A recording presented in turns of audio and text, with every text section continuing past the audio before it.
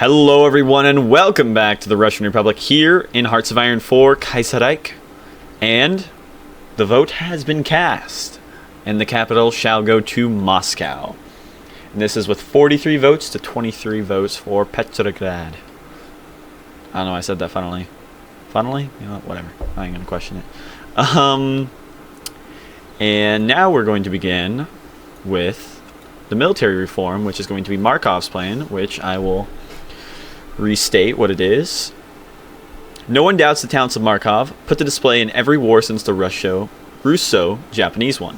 During the Weltkrieg, he was a close assistant to Denikin. However, his ideas are foreign to many of the general staff of Russia, and it might take some persuading to get everyone on board with his plans. Still, Russian tank armies, swift strikes through enemy lines. What a thought.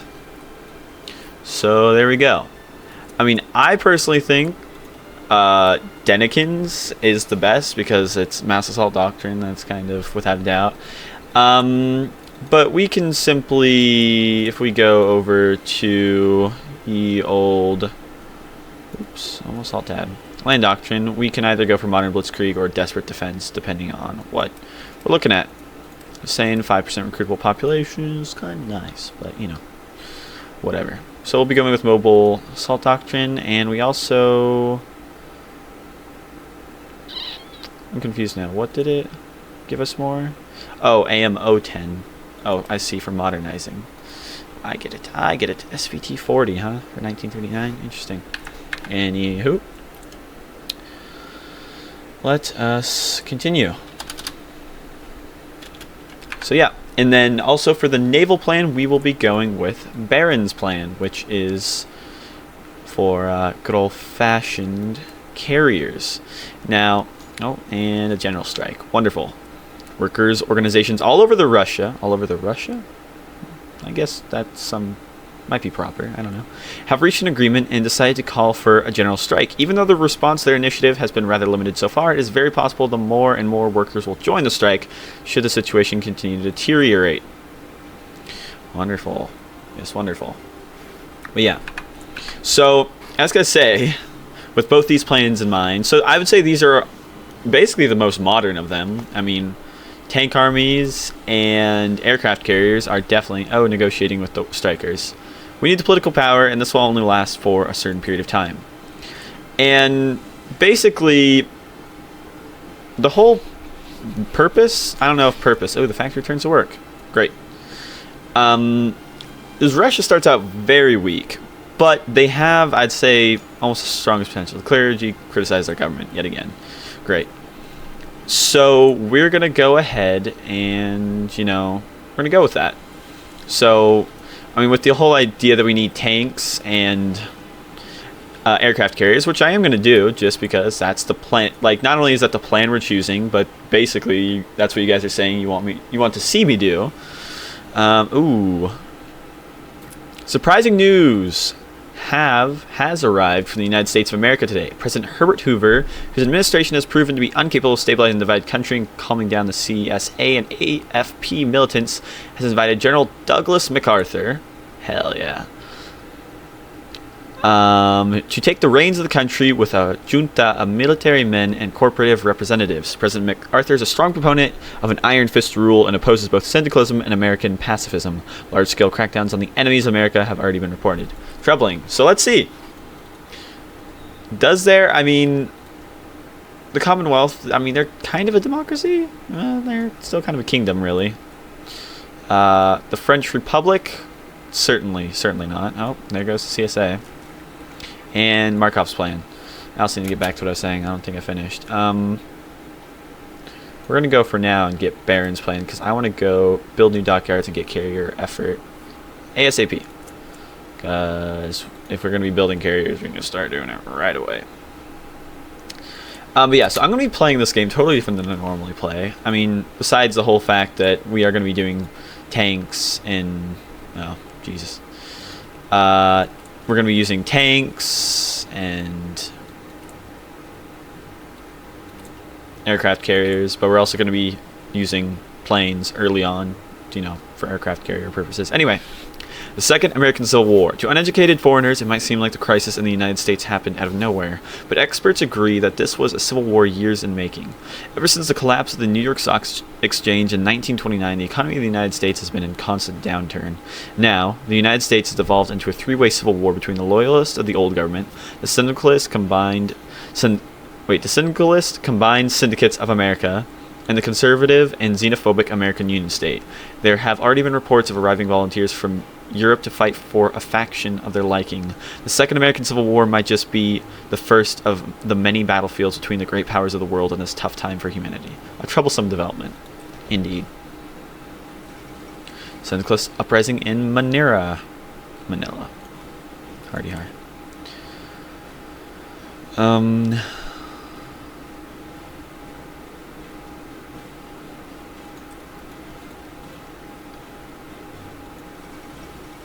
I don't know. Oh, but democracy prevailed. Okay, I was going to say, it's like, what? Ooh, UMS is coming to get their shit together. Well, hopefully, yeah. Oops. Mass for the motherland. Indeed. But yeah, back to what I was saying. We're going to be taking it slow as Russia. Because, yeah, we need to build up and repair ourselves after, yeah, a lot of stuff. But we're going to build new dockyards. Crim. Oh, Crimea, I see. Well, war is just already breaking out, apparently. No, I wanted diplomacy. Oh, no, they have not allied themselves with the Entente yet. Interesting. Well, none of the factions are very strong. In fact, the U.S. might be the strongest. I guess we shall see. Ooh, they have a new flag. Cool. Yeah, we're going to grab this, and we're going to grab that. Like I said, we want to build up the Russian Republic. But we shall be the democracy, the light of democracy, a bastion of democracy and liberty across the world over. Indeed, it shall be done.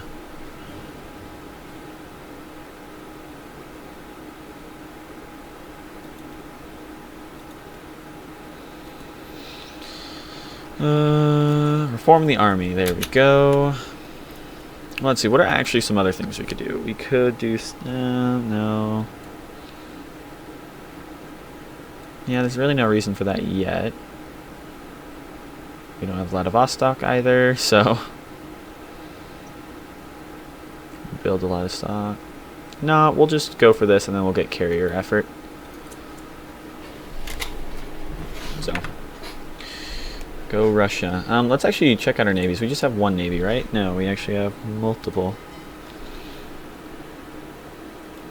Okay, well we have this one here, the Baltic.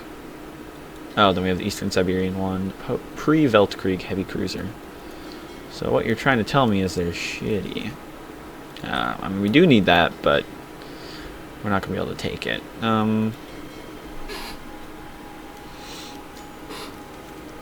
The new Bolshevik bloc. With Kerensky's assassination and the dissolution of the SR Cadet Coalition, a great reshuffling of the Russian political scene has taken place.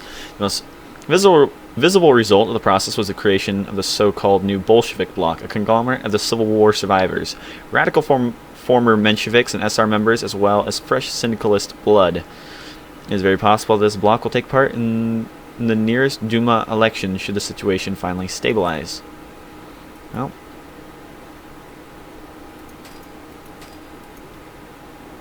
Yep, yeah, well, it looks like they're stuck up there. Let's go ahead and... on sea. Okay.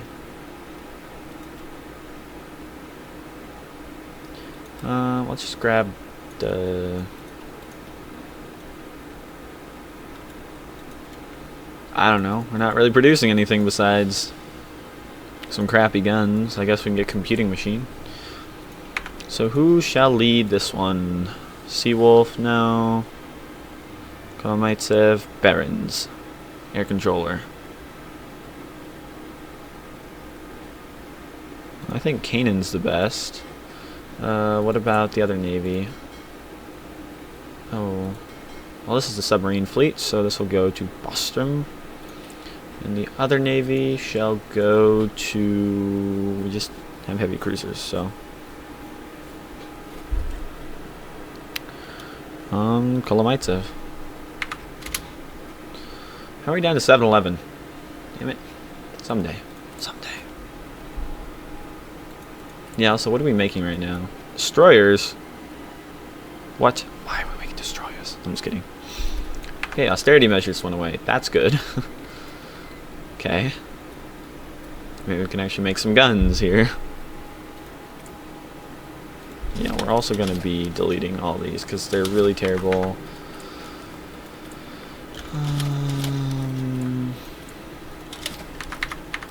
And they weren't really going to help us anyway. Low manpower, yep. Pehotnaya Divizia. The 100th anniversary of Pushkin's death.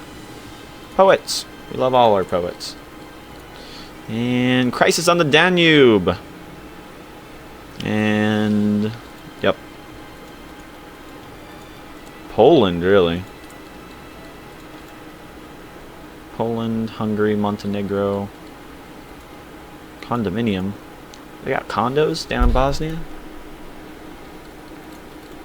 Well, good luck, Austria.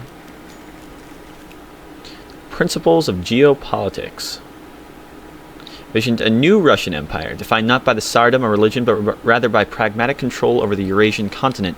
His ideas were further developed by Lev Gumalov, thus creating the so-called Eurasian Doctrine. I like it a lot.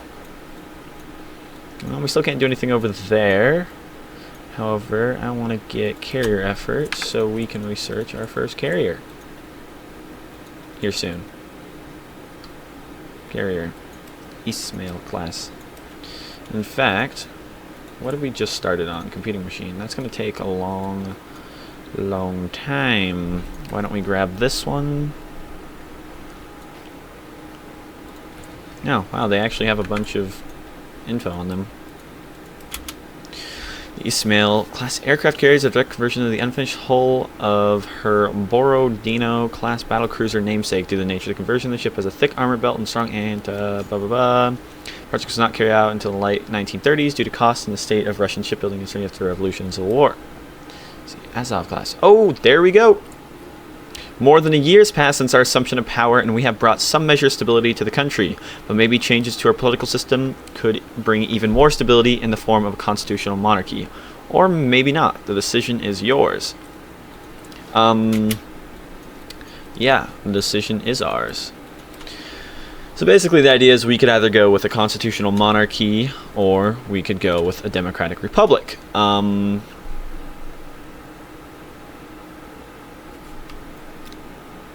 Interesting. I mean, I could leave this one up to the vote again. And I think I very well might. But I will postpone this. Ooh, I know what we definitely should do, though. I think we should do a democratic republic. And I don't know. I'm contemplating it. We'll go through the episode and I'll think about it.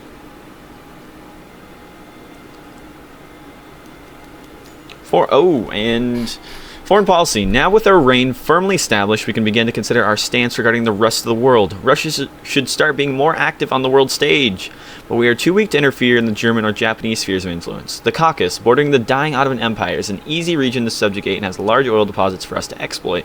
Central Asia, with its unstable situation between the Alash Orda and Turkestan, seems an even easier target. We should secure these areas before shifting our gaze anywhere else. Let's show the world our might. Russian might. In steel. In freedom and greatness. So yeah, I'm going to go ahead and, take some of the other focus tree paths, and then at the end of the episode, I will be giving you guys a decision between constitutional monarchy and a democratic republic, as well as realpolitik and expansionism. Yes, indeed. But we'll be looking over those choices at the end of the episode. For now, we're just going to be doing what we're doing. Mass for the motherland, Austrian Empire. Oh, looks like they're doing all right. Really, Bohemia is just free. Cool, I guess. Cruiser effort. Yeah, that's kind of nice. Why don't we go for army modernization? This 9th of... Ooh, Carlos, Spain. Wow. Civil War in Spain. The legitimate Spanish kingdom under Alfonso the 13th is under severe threat from anarchists and fanatics, while many are saying that this provides further proof of the terminal weakness of the House de Bourbon. A secure Spain is an important part of our defensive plans. It could be wise to help the government put an end to these threats. Can we spare? I'm going to be honest, Spain is of no interest to Russia. Worker strike.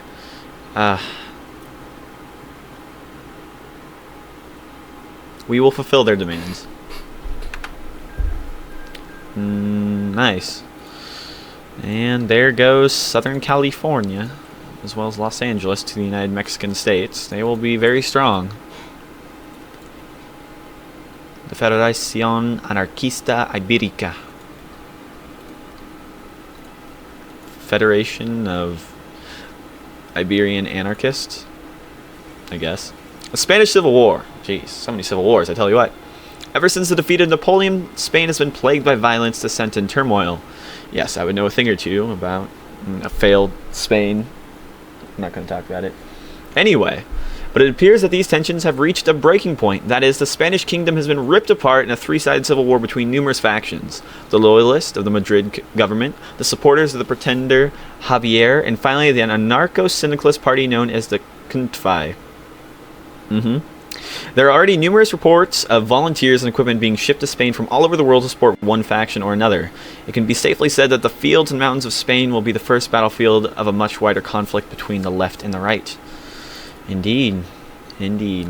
Except for Russia, we're... Freedom! Actually, yeah, social liberalism is a variation on mainstream market liberalism, with the main difference being is the inclusion of various civil freedoms as basic human rights. Professing progressive social and economic policies, the social liberals aim to create a society where every individual is free to live his own life with full opportunities regardless of their status. Yeah, that seems pretty good. Hopefully the Balkans won't start another world war. True that. Ooh, iron. Holy, this is interesting. Nope. What's with the Balkans in war all the time? God damn it. Anyway, sorry Bulgaria, I don't see you winning. Well, I mean, it's kind of two, but it's more like three-front war. And basically, I mean, Austria is fighting a two-front war as well. Well, technically three-front war, but they kind of got shut down because Serbia and Iron Guard Romania took a lot of land. I mean, Iron Guard Romania took Budapest, so I mean, that's interesting, and that's actually... Oh, shit. Okay, we're close. Close but no cigar. What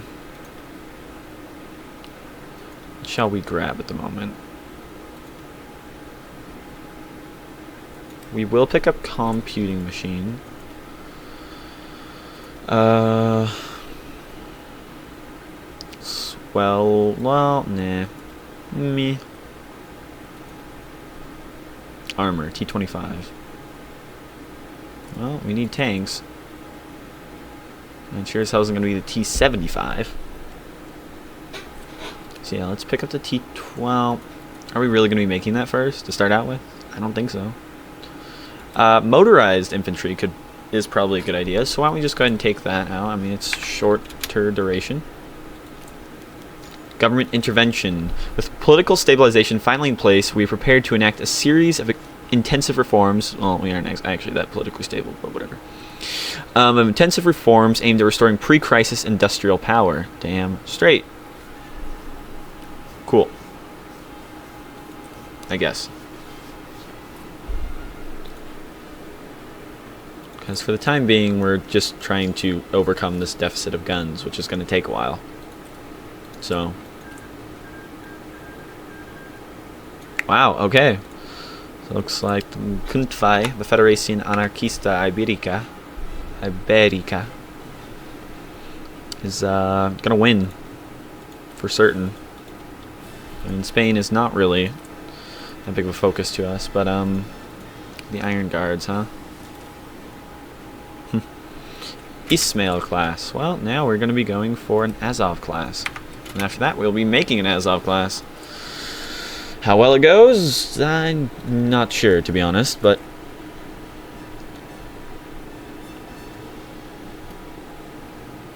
yeah. Agitation in the countryside. With the situation in the countryside growing increasingly unstable, the peasants become easy to influence by various agitators. One such situation has recently taken place. A charismatic activists visited a number of villages calling for open revolt against the regime. How should we react to this potential threat?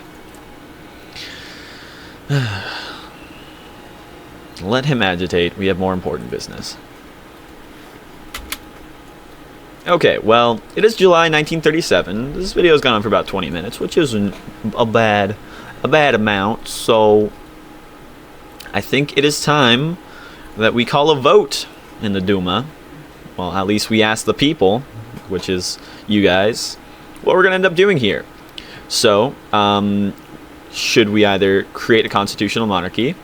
Well, the autocratic rule of a Tsar turned out to not offer stability in the long run, but rather bloody revolts and coups. Perhaps Russia is ready for a new Romanov, supported by a strong constitution. This will invite the legitimate Tsar Kirill to be the head of a new constitutional monarchy. Personally, this isn't what I would go with. I don't believe we want... I mean, come on, guys. Monarchy, we've seen how well this has gone. We've seen how well this has gone. We shall be... I personally think we shall instead be a democratic republic, a bastion of democracy.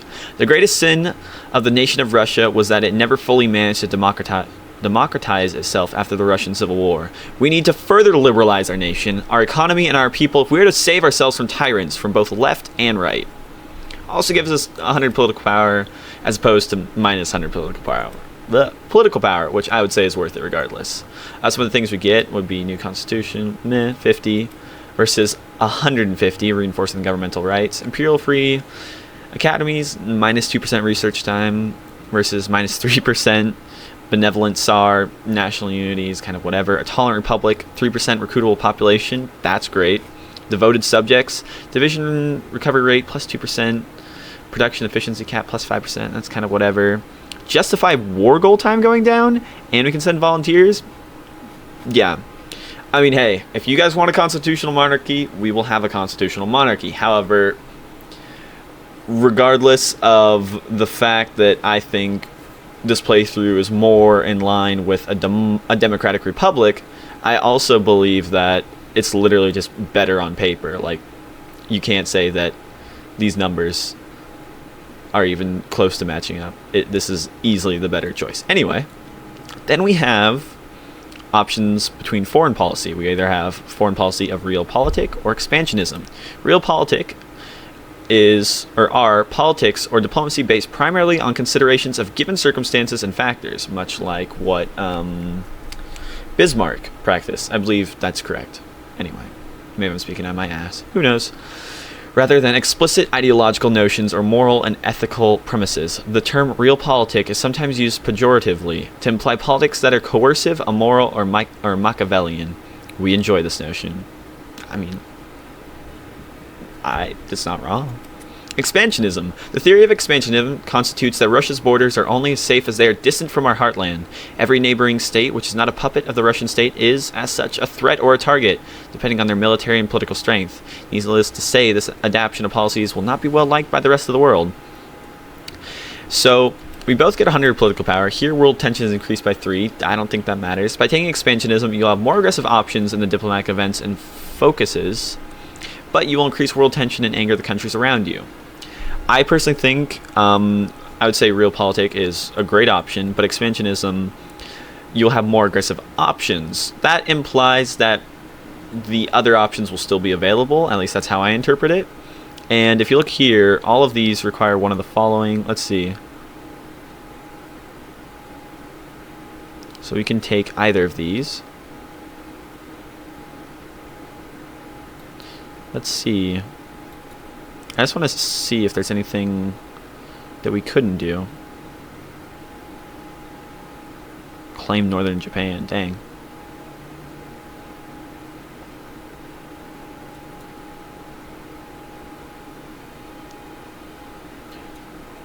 Well, we will be we will form a new global alliance for certain.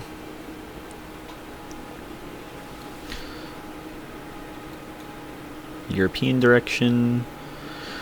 So I'm not really sure. Expansionism, realpolitik, whether it matters in the focuses. It says more aggressive expansions in the focuses, but anyway, I will leave that up to you guys as well. But anyway, guys, I'd like to thank you for watching. If you enjoyed, please leave a like, subscribe, share, comment, do all that. And I strongly encourage you to go vote. I mean, even if you don't care that much, I just like seeing what people actually want to happen. And, you know, it changes how this playthrough is going to go anyway. So if you want a voice in the Let's Play, I suggest you do that. But anyway, guys, I will see you next time.